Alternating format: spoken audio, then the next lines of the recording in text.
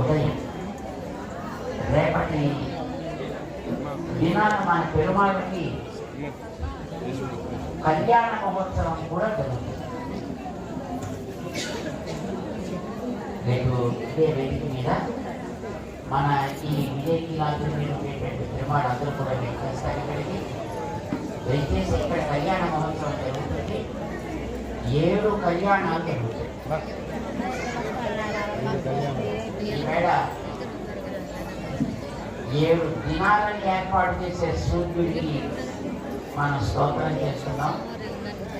రేపు 7 రూపాల్లో స్వామికి ఇక్కడ కళ్యాణ మహోత్సవం జరుగుతుంది. భూవరాహ స్వామికి, అలాగే మనకి విజయ సారథి కృష్ణుడికి, రామచంద్రుడికి, వెంకటేశ్వర స్వామికి, లక్ష్మీ నృసింహ భగవానుడికి, లక్ష్మీ నారాయణ భగవానుడికి, వైకుంఠనాథుడికి ఇద్దరికీ కూడా ఇక్కడ కళ్యాణ మహోత్సవం జరుగుతుంది. ఉదయం అంటే మనకి 10కి ప్రారంభమై 12కి కళ్యాణ మహోత్సవం పూర్తవుతుంది.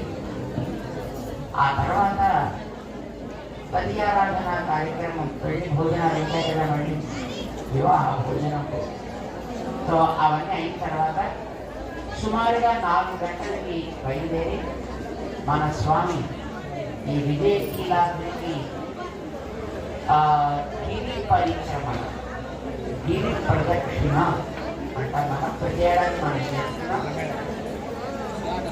రేపు కూడా గిరి ప్రదక్షిణ కార్యక్రమం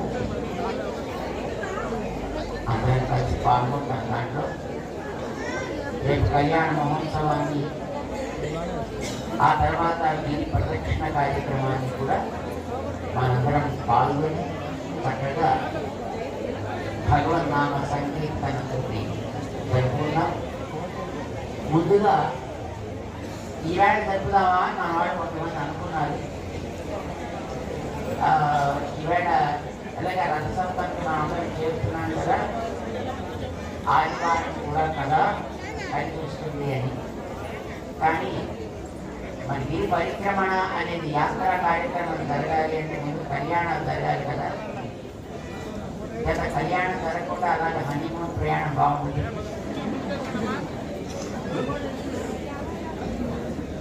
అందుకే మళ్ళీ కళ్యాణ మహోత్సవాన్ని రేపు జరుపుకున్నాకనే యాత్రా కార్యక్రమం చేద్దాము అని నిర్ణయం చేశారు. ఇది కూడా జ్ఞాపకం పెట్టుకోవడం కోసం చెప్తున్నాం. ఇప్పుడు పూర్ణావతి కార్యక్రమాన్ని మనం